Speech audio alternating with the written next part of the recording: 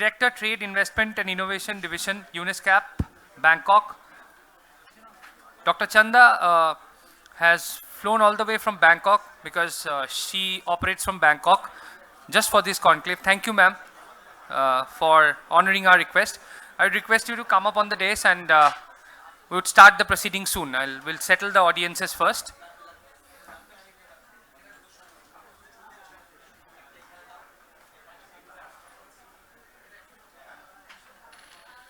Would need a bit of help from colleagues to get the audiences back in the room.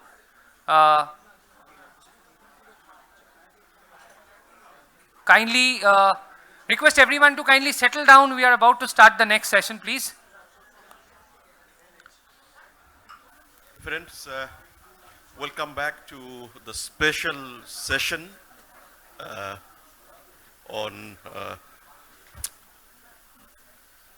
the subject of the conclave. This special session we have with us Dr. Rupa Chando, my apology. To introduce Dr. Chandra, she is heading Trade, Investment and Innovation Division in ESCAP in Bangkok. Before joining ESCAP in Bangkok, she was teaching at IIM Bengaluru, the professor of economics. But more importantly, I know her as a great scholar. And just to add one personal information that I have, she did her PhD under none other than Professor Jagdish Bhagwati, right? And the first PhD scholar of Professor Bhagwati is also from Calcutta, Kolkata. And she is also my teacher at the Calcutta University Economics Department, Professor Ashim Dasgupta. So we have today you and also my teacher here, Professor Dasgupta, who was earlier the finance minister of West Bengal government. Well, the session is for 20 minutes. We have Dr. Chanda to talk about trade investment, digitalization, on trade facilitation for 10 to 15 minutes. And if time permits, we will have some Q&A. So with that introduction, I invite you take the floor, and she has a presentation. Thank you. Thank you, Praveer, and thanks to BCCI for this opportunity to present. I think a lot of what I will say will resonate with what we heard in the starting session, but I'll kind of go a little deeper into that in terms of the role of technologies in enabling more inclusive as well as promoting regional integration. I think, yes, please, yeah. So the point that really I would like to convey is that, the emerging technologies that many of these earlier speakers have spoken about, AI, blockchain technologies, IoT, etc., they're becoming a part of our daily lives. They're throwing up a lot of new opportunities, but along with that, a lot of challenges as well. And that's where actually the opportunities come. Because of these challenges, there's greater scope now, or greater need, I would say, for cooperation, especially regulatory sort of cooperation, and that's the perspective I'm coming from. I'm not speaking specifically about Indo-Pacific per se, because I think if we look at the region as a whole, whether it's Indo-Pacific, which other alliances you may have and other groupings you may have, there is growing need for cooperation because of these emerging issues, these new kinds of technologies. They throw up a lot of opportunities for trade and regional integration, but they mean that there is also possibility for a sort of chaotic growth if there isn't enough cooperation. So from that perspective, what is this? Why isn't this moving? Where's the slide? Change it. What's na? Okay, ekta korte hobe. Okay, so let me just briefly talk about the role of emerging technologies in sustainable regional integration. And here I'll talk of things like blockchain, AI, 5G, IoT, fintech, cybersecurity, many of these things that have been discussed already in the first panel.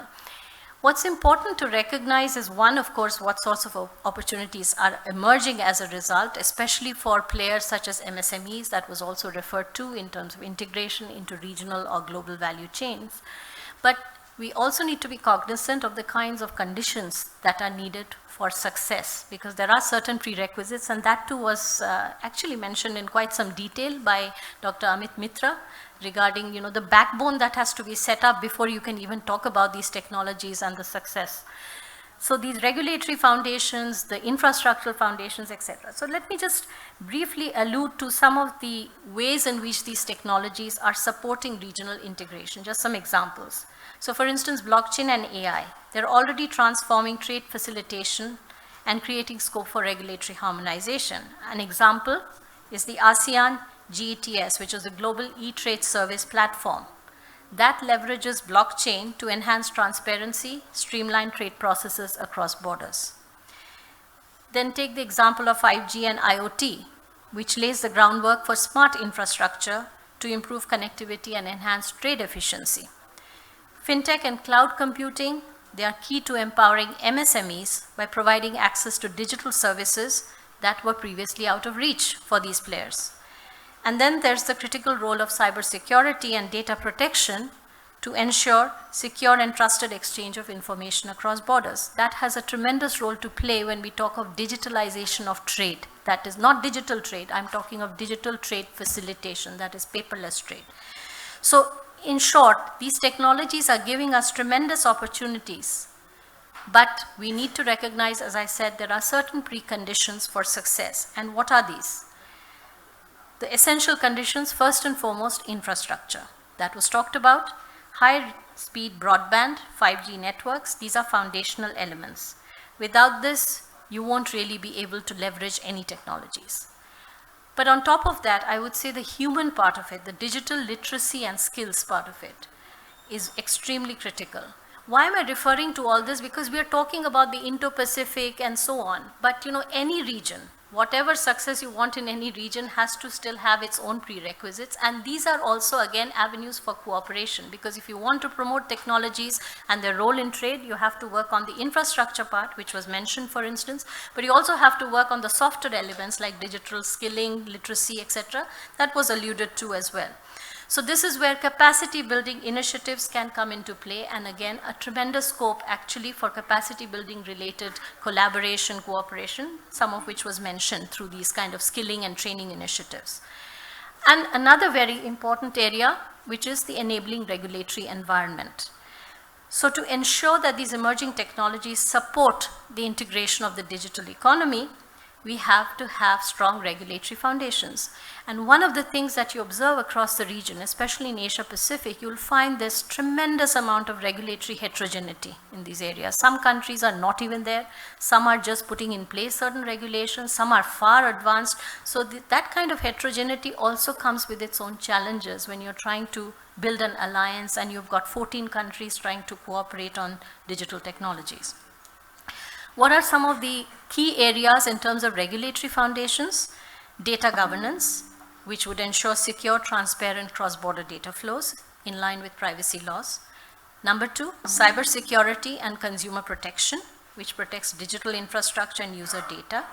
Platform regulation, extremely important. This is also related to competition policy. Some countries do not have this integrated into their competition policy laws yet. So ensuring platforms operate transparently and use emerging technologies ethically. And fourth, governance of the emerging technologies in terms of standards, ethical standards, secure use of AI, blockchain, other innovations. So overall, your policies have to support innovation while ensuring consumer protection and cybersecurity. So really, you need this entire foundation to be in place to even talk about collaboration, regional integration, and all these kinds of opportunities that were mentioned. So that brings me to the complexity, actually, that these emerging technologies, the challenges that they are throwing up, and if you bring in AI, that actually adds to this mix of challenges. The complexity grows exponentially. Digital governance involves managing critical areas such as digital trade barriers, IPRs, data protection, digital taxation. These are all very complex policies. And they need regulations for cross-border digital flow management, protection of consumers and businesses. Now, I mentioned about the regulatory heterogeneity. Even if you look globally at some of the lead players, I'm not talking only about the Indo-Pacific countries, but in general, if you look at the three main players, EU, US, and China, look at the kind of difference in regulatory approaches that are emerging. In the EU, AI governance aligns with their existing digital approach, which is to emphasize safety and risk management to protect consumers. In the US, it's innovation-first mindset to foster AI with minimal regulatory barriers. And in China, it's about integrating control and security into AI governance, focusing on using AI in ways to strengthen state interests and to maintain controls. So again, this kind of variety is going to throw up its own challenges, and different countries within the Asia-Pacific region are taking different approaches. So the chances of regulatory fragmentation are increasing, and this is where coalitions, IPEF, these kinds of alliances need to actually look at these kinds of tendencies to be fragmenting more on the regulatory front. So as emerging technologies like AI reshape the global landscape, international cooperation, that's the point that I'm trying to highlight, is going to be vital to harmonize the governance frameworks and ensure interoperability, a point that was made also in the first session. How is this being done? So if you look at the existing sort of agreements, the frameworks, trade agreements are increasingly recognizing this. So your US-Mexico-Canada agreement, the digital economy, framework agreements, DIPA, DIFA, CPTPP, all of them now have provisions related to data governance, cybersecurity, and consumer protection. So this is perhaps something, when we go deeper into this kind of cooperation, these are the areas that will really have to be addressed if you want to leverage the digital technologies. So that brings me to the question of how ready is the region as a whole? And I'm talking from the UNESCAP perspective. It's not Indo-Pacific only, because UNESCAP, just to give a little bit of background, is one of the 5 regional commissions of the United Nations. It's the largest one, going all the way from Turkey to the Pacific Islands. So you can see the sort of heterogeneity we have in terms of membership. So is this region ready? I've highlighted some of the regulatory conditions in terms of infrastructure, skilling, etc. Well, if we look at the data here in terms of digital infrastructure, and many of these countries are, of course, part of your Indo-Pacific, here we've seen rapid increase in internet connectivity. On average, 64% of the Asia-Pacific population has internet access. Of course, there's huge variation within this, right? And the within-country disparities are also, there's a huge amount of disparity that is there between urban, rural, men, women, youth, etc. So this is also something that countries will have to navigate, and when you talk of collaboration, the within-country divides have to be also addressed if truly the technology has to be leveraged, whether for trade or wider digital transformation. Then digital literacy-wise also, there's a huge amount of variation within the region between the advanced economies and the LDCs. The Pacific Island countries are very, very far behind. So these are some, I'm trying to highlight that yes, there is this emerging opportunity, but we need to work on all these gaps, both across countries and within countries, if everyone is to really benefit from them. So now let me actually come to the issue of regulation and consistency and implementation. Because as I said, the regulations have to evolve, and they have to evolve fast enough to address the challenges that these new technologies are bringing. Now, what we have done at ESCAP, I just want to highlight, because it's important to also be informed about the state of regulatory play in the region on some of these, because if you're using AI, blockchain, etc., where does the country stand in terms of the regulatory framework, its preparedness?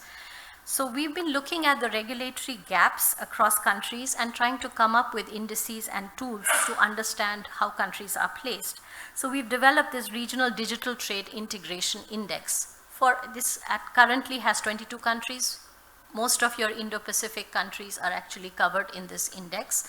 And it goes across different pillars, basically looking at some of the policies that would directly impact on digital trade and adoption, some which would have an indirect effect. So for instance, even ICT-related tariff and non-tariff policies will have a bearing.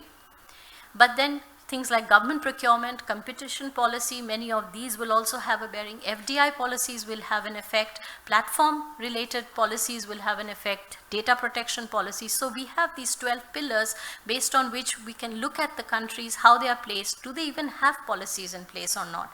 And what we find is actually compared to other regions, the Asia-Pacific region has more regulatory fragmentation and heterogeneity than all other regions in the world. So that means that there's a huge amount of convergence needed, there's a huge amount of cooperation needed. So if we look at the different approaches, so this is the point that I want to really highlight, that if we want interoperability, we need the convergence in regulatory frameworks. So in particular, in the area of data privacy and data transfer, there is a lot of variation in regulatory frameworks. Even within ASEAN, which we consider to be one of the most integrated and forward in terms of regional integration, countries have a very different approach to data privacy and cybersecurity, for instance. Countries like Malaysia are on a whitelist system for data transfers. Indonesia, you require government approval. This kind of fragmentation will create barriers to seamless cross-border trade and will complicate efforts to adopt emerging technologies. Most of the economies in the region don't have a comprehensive data protection framework. So instead of a unified approach, there's fragmented legislation with data protection which is spread across different parts of law: consumer protection, e-commerce, cybersecurity, sector-specific regulations. Again, what it means, a fragmented approach, which will mean inconsistencies in how data is managed.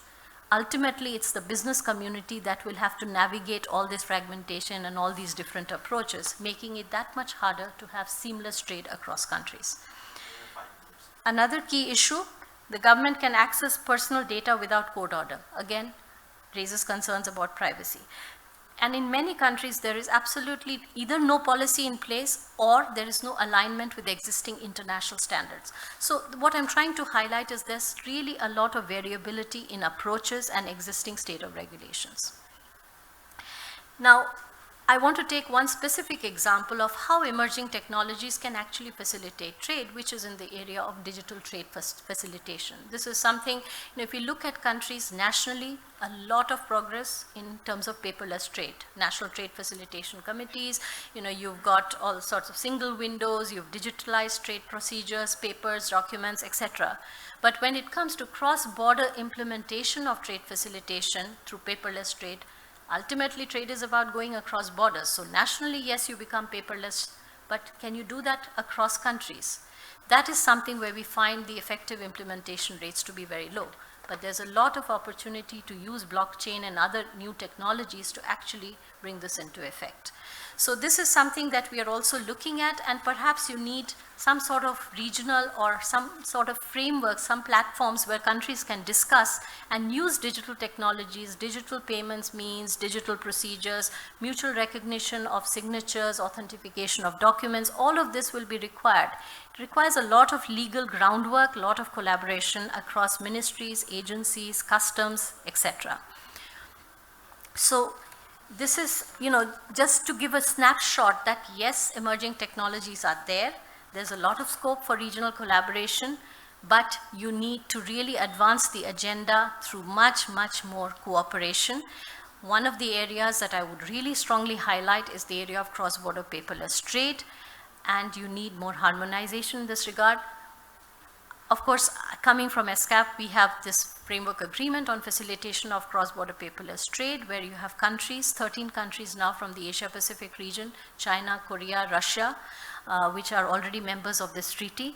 And this promises to become a global treaty eventually. This is something that goes TFA plus, the Trade Facilitation Agreement of the WTO goes beyond that in trying to promote the mutual recognition of paperless trade and procedures and processes.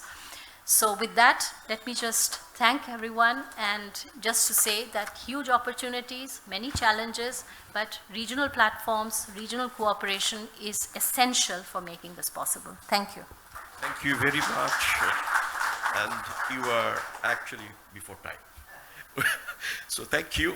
We still have 1 minute, and if anyone having any question, please, Professor Rai Chaudhary, you go first. Delighted.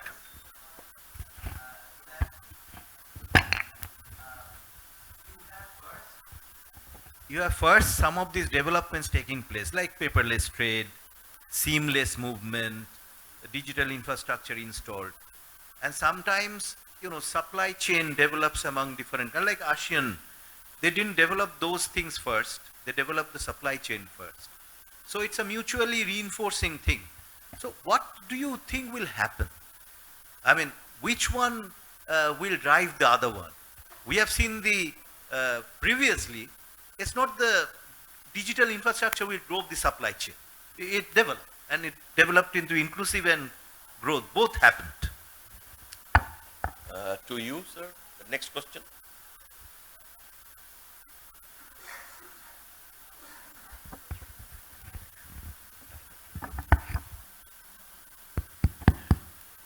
Professor R.C. Bhattacharya from Globe-Seal Business School. Now, up till now, only from Madam's one, I just saw one point, AI governance, safety, ethics, and risk management. So I think, Madam, that you have mentioned the word of ethics. How do you manage that here in this whole system? I think it's a very critical, big problem, isn't it? When it's cyber fraud, you can look at technologically, but how do you do it in other ways if people are unethical? How do you manage that? Okay, I think, last questions, please. Thanks for that presentation. From the presentation, it appears that there's some resistance or go slow towards the adoption of paperless, or due to certain regulations which vary from country to country, where certain countries like Vietnam require special permission and others require permission. So what's the difference between the special and the normal permission? And what's the basis for the resistance? Okay, so three important questions. So, if you'd like to answer. All right. I don't know how satisfactorily I'll be able to answer. So the first one, basically the way I would understand it is that do sort of the business and technology and so on imperatives drive this process, or is it something that you have a policy and you put in place systems and that drives the process? It's a difficult one to answer, but I would think increasingly the way technology is progressing, it's really beyond the capability of governments to envisage, right? So they'll always be kind of lagging. So I have a feeling that increasingly it's the technology driving and the business advocacy and imperatives which will end up driving the need for pushing the policies. That's actually kind of what's happening with e-commerce and all. One couldn't have foreseen what all are needed. Now with AI, we are always a little bit behind the curve in that sense. So I would say supply chain dynamics, other regulatory challenges which get thrown up because of technology is what will drive, because governments cannot be prescient enough. And this is why I think more and more we are realizing, whether it's in trade or sustainability, any of these dialogues, actually the role of the private sector is becoming that much more important, and having a seat at the table in multilateral, regional, whatever forums is extremely important. So I don't know if I've successfully answered your question. That's a very difficult one, AI governance and ethics, because to me, at the end of, again, I don't think we even understand the range of challenges on the ethical or societal front that technology is going to throw up. We're only at the tip of the iceberg, I have a feeling. But I would say that whatever regulations you put in place, at the end of the day, the enforcement and the penalties, that's what's important. If people do not have a trust that it's going to be effectively implemented and there's going to be a penalty or safeguard or something, it's not going to work. So ultimately, I have a feeling I would put a lot of the onus on the legal process and implementation part of it. Okay, whatever be the framework, it is toothless if it has no enforcement. Okay, that's how I would answer, because I am not a technology expert to know where AI and ethics and replacing a whole human being and what sort of things will come up. But yeah, on the why paperless slow, I will just answer it that way rather than getting into specifics of countries and permissions, etc. I think that there is a lot of vested interest.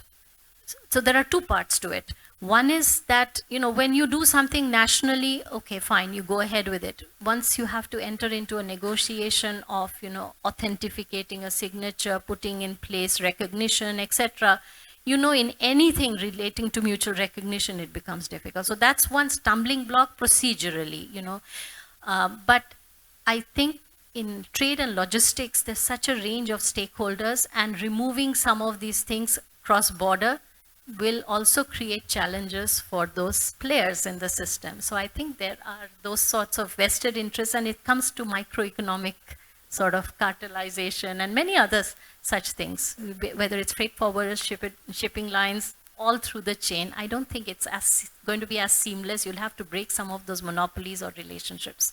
That's my honest view. But Prabir knows more about trade facilitation than me. Thank you very much, Dr. Chand. One of your slides also talked about enhancing interoperability, for which we need collaboration, cooperation among Indo-Pacific countries. So thank you very much for coming all the way to Bangkok. And our colleague is also here. She will be speaking tomorrow, UNESCAP office in Delhi. So UNESCAP presented a very strong team. Thank you and coming here, and please put a round of applause for Dr. Chanda, and thank you. We'll close the session. Just a second. Ma'am has come all the way from Bangkok, so we can't let her go like that. So there's a very pleasant task to perform. If you could kindly hand over a token of our appreciation to Dr. Rupa Chanda. Dr. De, please. Dr. De has been with us. I've been working with Dr. De for almost a decade now, and this year we have partnered together